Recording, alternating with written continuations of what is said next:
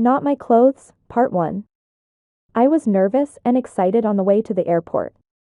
This was to be the first business trip to my new job. I was on my way to a 2-day seminar with 3 of my coworkers. All of my coworkers were female and senior to me. One of them, Nancy, was my boss. We arrived at the airport and the skycap took our luggage. We found our gate and soon were in the air. The flight was a long one and we started drinking cocktails after the meal. It was really the first time I had spoken in a social setting with the 3 women. Shelley was a pixie-ish woman with a crooked mischievous smile. I knew from office gossip that she had lots of lovers but was not a slut. Shelley just liked men. Kathy was a tall woman. She was large, very Rubenesque. She was Italian and very dark with long jet black hair. She exuded a smoldering sensuality. Nancy, our supervisor, was an older woman with close-cropped salt and pepper hair. She had a very commanding presence and was always in charge no matter what the situation. One thing all 3 women had in common was that they were always immaculate in appearance. Each had the touch of a professional when it came to makeup, and even though they were competing in a man's world, all 3 women were the epitome of femininity at all times. We arrived at the airport and upon deplaning I felt a little tipsy. A glance at the women showed that they were too except for Nancy, who was always in control. We went to the baggage carousel to retrieve our bags. As the bags went by and the machine spun around I felt nauseous. I was happy to grab what looked like my bags and haul them to a waiting cab.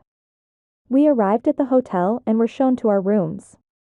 The seminar didn't begin until the next day, but there was a mixer scheduled for later that night in the ballroom for all participants. We were in adjoining rooms. Nancy's was a suite. I went into my room and set the luggage on the bed. As I did I noticed a worn spot on one of the suitcases. That's funny, I thought to myself, I don't remember that spot. The connecting doors to the rooms were all open and the 3 women and I were talking back and forth, so I wasn't really paying attention as I opened the suitcase. I wasn't even looking as I reached down to take out an undershirt. Instead of the cotton undershirt, I felt something very cool and smooth. It was like reaching into cool flowers. I looked down and saw that it was women's underwear, lingerie. The entire suitcase seemed to be filled with nothing but lingerie. Instead of the white, I expected to see there were pinks and lavenders and sleek black. I started pulling the frilly things out. They were as light as air. I opened the other half of the suitcase and found blouses, skirts, a pair of black 2-inch heels, and a pair of pink 4 heels. Off to one side was a large plastic bag full of makeup. I was in shock but thought I would be okay. But when I opened the other bag, instead of finding my men's business suits I found women's business suits instead, along with a pink designer cocktail dress and a beautiful little black dress. I let out a moan and the women came running to see what was the matter. When they saw the open suitcases, they began to laugh hysterically. They began to tease me. My, you have good taste in panties. Look, he wears a push-up bra. You could catch a man in that black dress, honey. When they calmed down a bit, Nancy called the airport. I could see her frowning as talked on the phone. She hung up and said, "The airport has no unclaimed luggage. It seems that whoever got your bags hasn't opened them yet and noticed the mix-up. Until that happens you're stuck." I was in trouble. For comfort, I had just worn old jeans and a sweatshirt on the plane.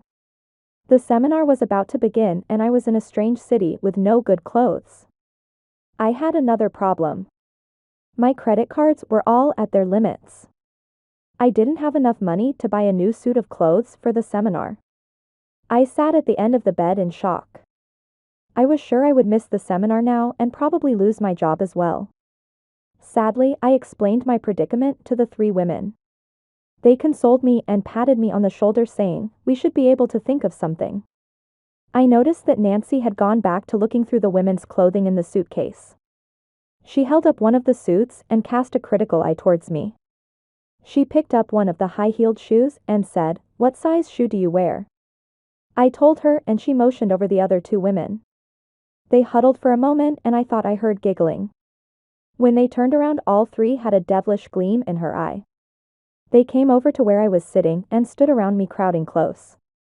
"Now," said Nancy, "as your supervisor, I am telling you right now that if you miss this seminar, you will lose your job."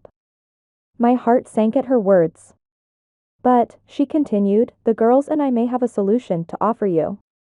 I felt a glimmer of hope. I was so glad that Nancy had decided to help me. "You don't have your own clothes, but you do have these clothes." She pointed to the suitcases, and my heart sank.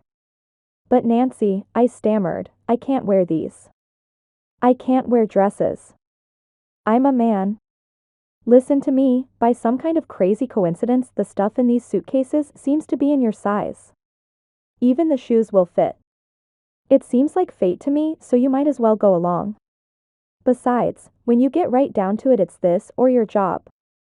I could not argue with that, and after a few more moments of hesitation, I lowered my head and mumbled, "All right." I was sent off to the bathroom with orders to shave my entire body baby smooth. I had to use one of the women's razors from the suitcase. I sat in the tub and shaved my legs with the pink razor. "Don't forget your underarms," Nancy called through the door. When I was done, I got out of the tub and wrapped a towel around my waist.